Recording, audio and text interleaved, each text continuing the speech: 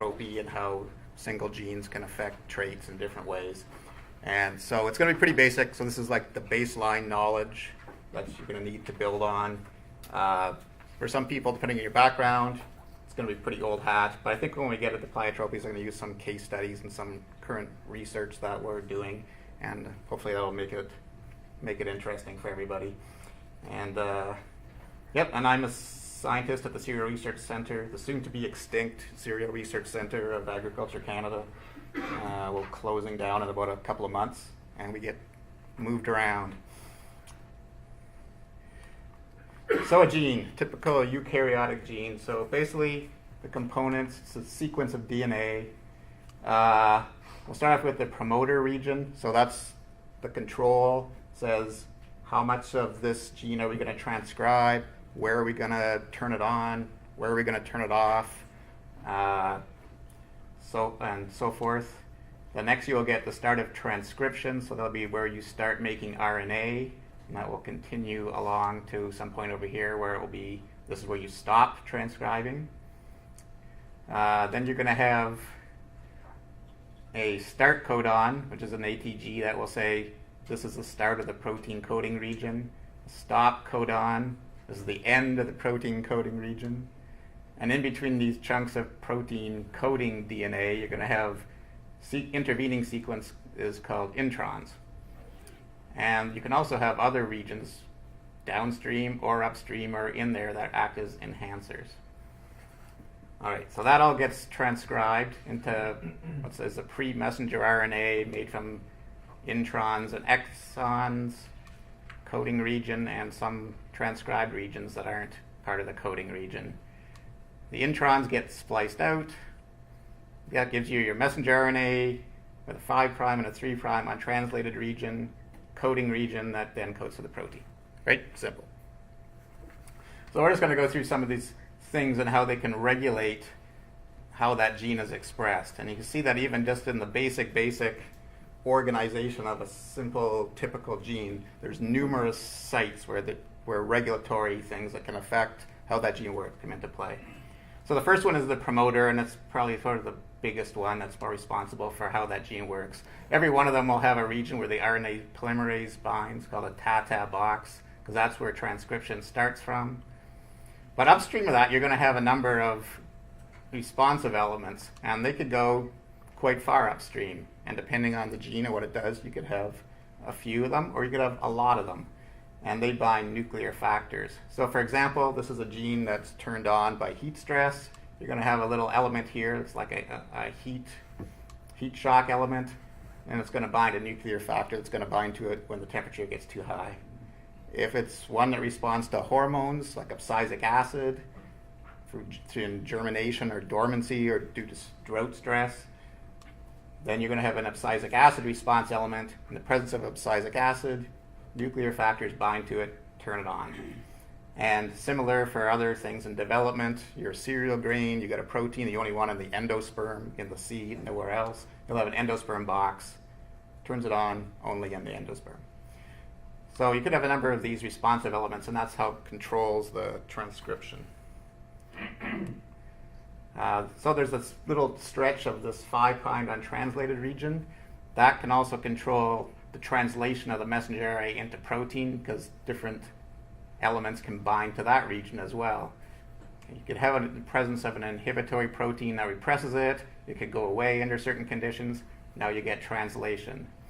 You could have other factors that bind to it and stimulate it, so you got more and more translation, so you get more protein produced.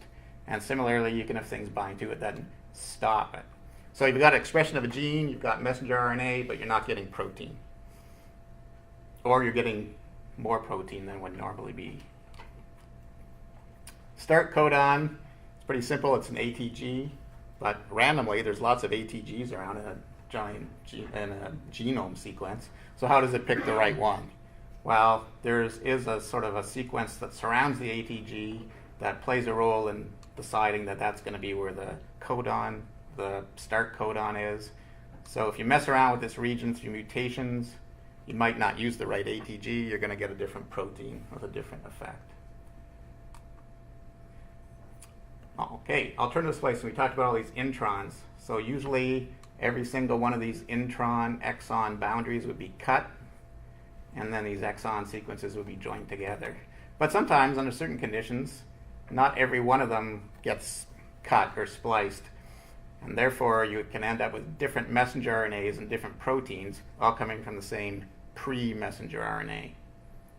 Okay. And that alternative splicing is something that occurs quite commonly in most eukaryotic organisms, as we've found. Stop codon, these three here. Pretty simple that if you mess around with them, you can get incorrect or proteins. You know, if you change this to a TCA, then it's going to code for an amino acid, and then you're going to go down the thing and keep coding for amino acids, get a longer protein that's not right. If in the middle of the gene you have a TCA and you mutate it to a TGA, then you've just stopped the protein in the middle of where it's supposed to be, so you get a truncated, useless protein. So that's going to give you an effect that you don't want. And then the 3' untranslated region also plays an important role in gene regulation. You can again have binding proteins that bind to it, and these play a role in the messenger RNA stability and decay. So if you have enhanced stability, your messenger RNA stays in the cell longer, you get more and more translation from it and more protein. If it decays faster, then you get the opposite effect. Okay. The 3' UTR also has sites for microRNA, and microRNA is a fairly recently discovered phenomena where you can have where you have genes that encode for an RNA sequence that has a complementary region separated by an insertion piece of RNA there. So basically it folds back on itself and creates a hairpin type structure. And then under certain conditions in the cell, this loop is cut by an enzyme, releasing the mature microRNA, which then has sites that it binds to in the 3' UTR of genes. So your microRNA binds to the 3' untranslated region, it can either target that for degradation or it can inhibit translation. So microRNA binding reduces the translation of a messenger RNA into protein. So it's another separate site of control. So you've got controls on transcription, you've got controls on translation.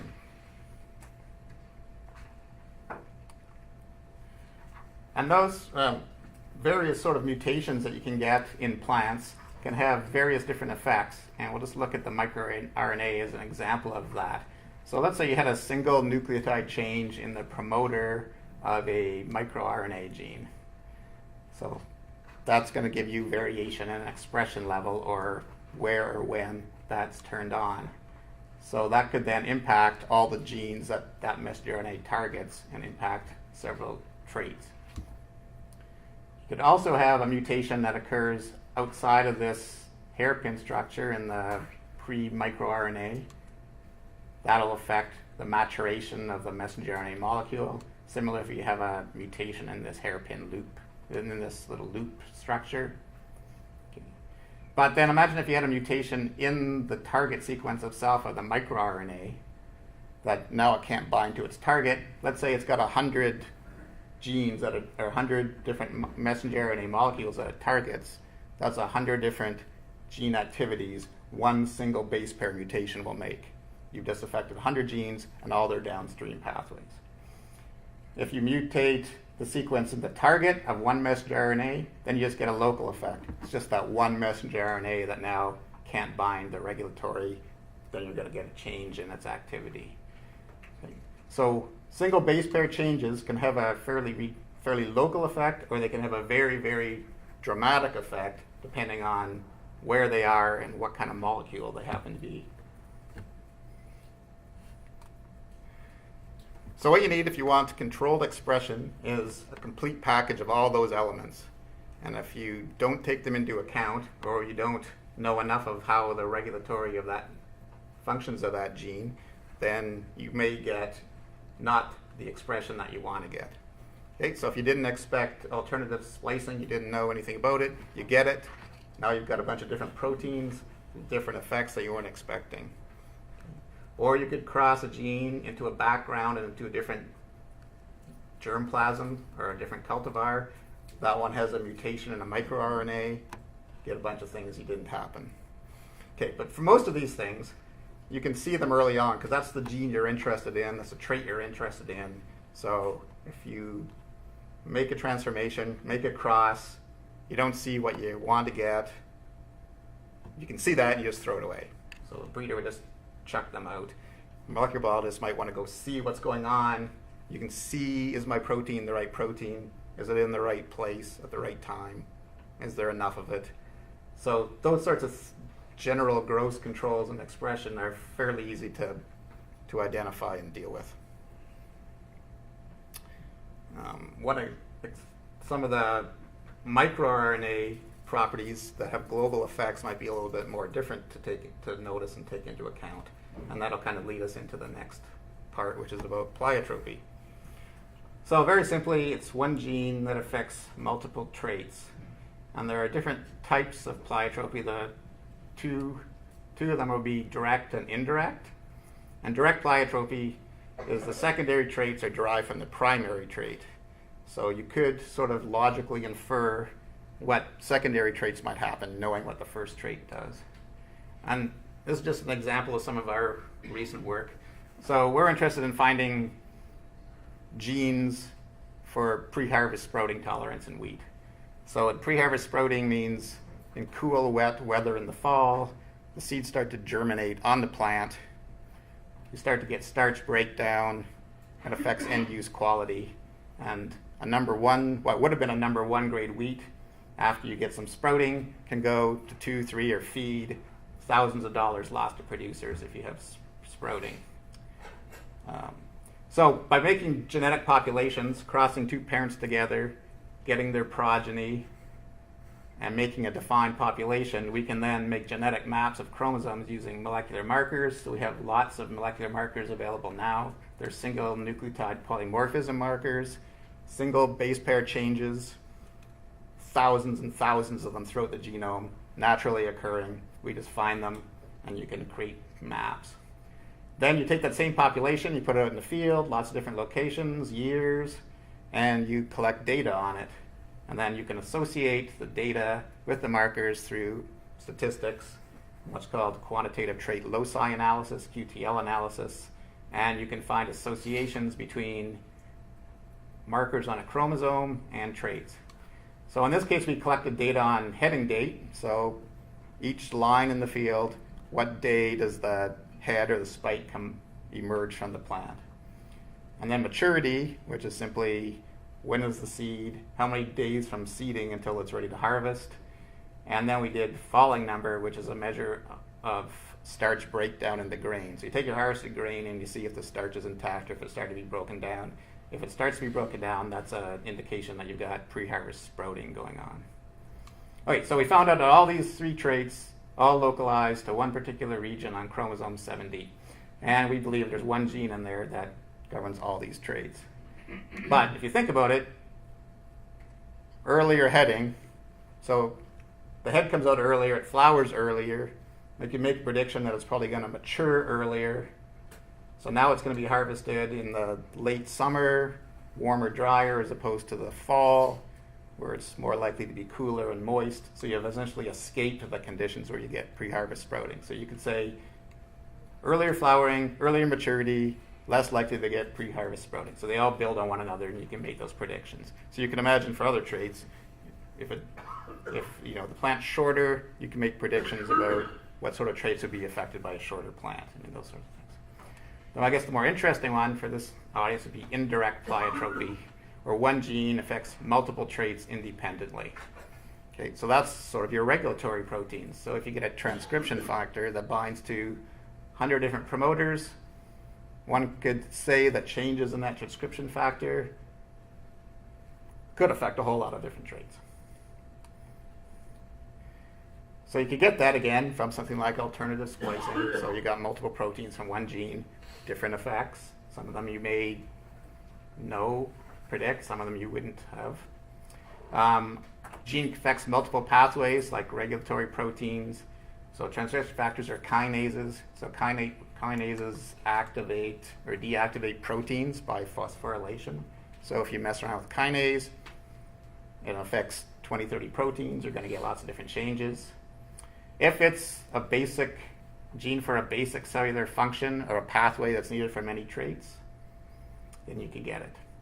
And to know that pleiotropy isn't necessarily all bad, right? You could change a lot of different traits, and they're all things that you want, so then that's a good thing. But you can also get cases what they call antagonistic pleiotropy. Some traits are good, some of the things aren't so good.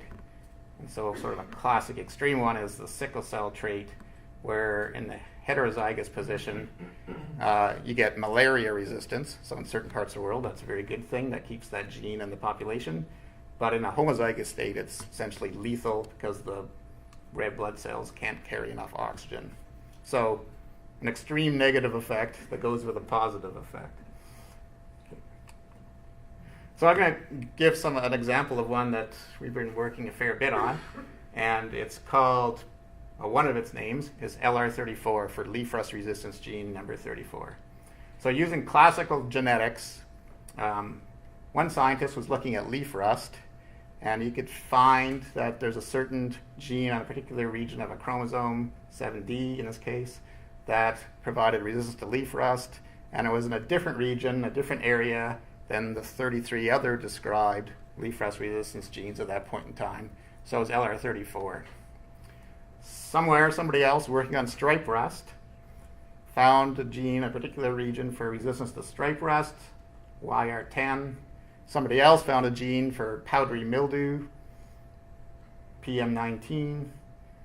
Somebody else found one that's where the flag leaf starts to die prematurely, and so you get early senescence from the tip of the leaf, which is not really a good thing. You can get some reduced yield. Call that leaf tip necrosis 1. And there was virus resistance and also resistance to stem rust. All of them ended up sort of in the same general region, and subsequently it was found to be one single gene. So basically, these are near isogenic lines over here. I don't know how well they show up, but these ones contain the resistance form of the gene. These ones just form the susceptible. They're all dying of disease. Resistant and susceptible. You will note that there is some, if you can see, rust that's on the resistant. It's not a complete 100% resistance, which is important. And the ones that carry the gene have this leaf tip necrosis where you get dieback on the flag leaf. So it's been cloned through map-based cloning, and it turns out that it's an ABC transporter. Okay, ABC transporters, basic cellular proteins. Every eukaryotic organism has them, has quite a number of them. They transport molecules across membranes. So in this example, this is a human one, transports vitamin B12 into the membrane. Okay. We don't know what LR34 transports. Okay.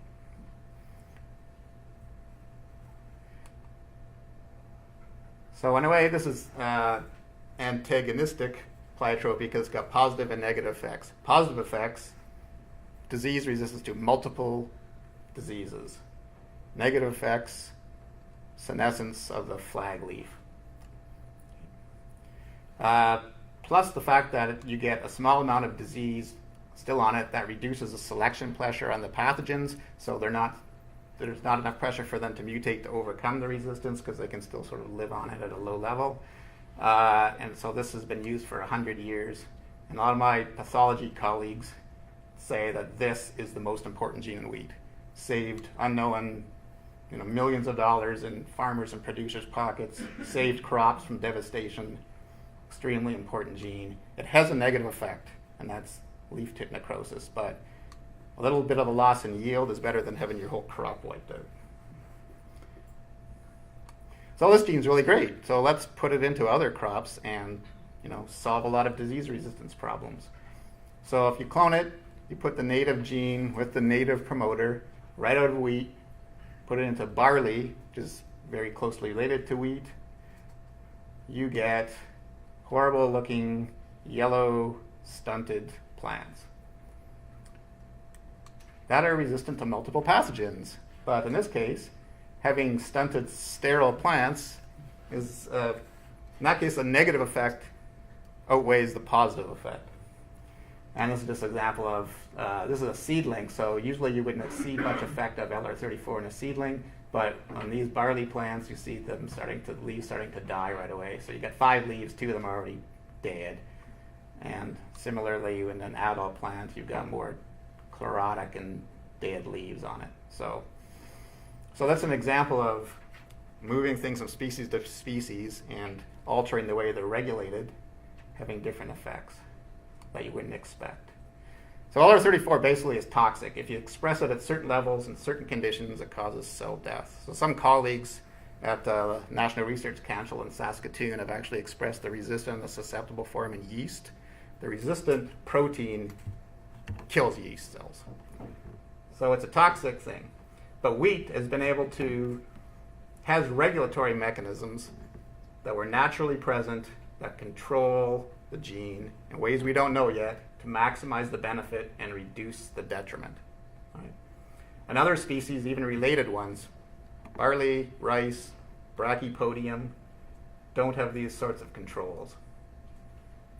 And that even exists within wheat. So within wheat, there are genotypes where you'll get more leaf tip necrosis than other ones. But breeders, doing what they do, have selected for the lines to move into cultivars that maximize the benefit and reduce the negative. And in this case, the negative effect is something that you can see, you can look at. If you see dead leaves, that's a bad thing. For other genes, that negative effect might not be something that you can see so easily, or it might not be something that a breeder would normally select for. So for example, if you change micronutrient concentration in a seed, a breeder doesn't routinely select or screen for that, but it could, impact nutrition down the road. So that would be a possible unintended effect if you had, depending on how the gene's regulated and what it affects. So that leads us into prediction. So can we predict some of these pleiotropic effects? Well, the first thing, basically, it's all the basis of how much knowledge you have. So you need to know the knowledge of the gene itself. So if it's a regulatory molecule, if you're using a transcription factor, you're looking at a microRNA or a basic cellular protein like an ABC transporter, you could probably say I'm probably going to get pleiotropy. Okay? And again, in many cases, it might all be positive. You could change something to get drought tolerance, and now you've got salt tolerance and heat tolerance or something else. It's like multiple benefits for one gene. That's actually what you want to try to get. So the origin of the gene kind of plays both ways, and it depends on the species you put it in and what the gene is. So we already have our example of LR34 in barley, so the new species doesn't have the regulatory controls, so you're going to get different effects.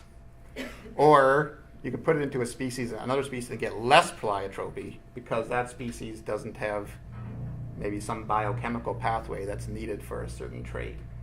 So if it's, in the original species, it affects 10 biochemical pathways for all kinds of secondary metabolites. You put it into one that doesn't have some of those, then you're going to get less effects. And again, I make the point that it's not only at the species level. Within germplasm of the same species, you can have a lot of different effects, right? So that's what plant breeding is about. You cross different things happen, some of which you expect, some of which you don't. You sort through it, you get rid of the junk, you keep the good ones. There's tremendous variation within a species, and as soon as you go down to the genomic level, which we've seen now by sequencing like a large number of wheat cultivars and just looking at these single base pair changes, huge variation even in narrow germplasm range. So Canadian hard red spring wheat, pretty narrow genetic base, thousands and thousands and thousands of single base pair genetic changes between them, right? So that's pre-existing variation. So bottom line, prediction, you need the knowledge of the function and how the gene is regulated. Now we're getting whole genome sequences. So if you're working on rice or corn or soybeans, you could say, I've got a microRNA, it targets this sequence. Give me all the genes that have that target sequence. And then knowing the function of all those genes, I can predict what's going to happen. But at the point, now you can get all those genes, but we don't know the function of all those genes. And we don't know how all those genes interact or affect other genes.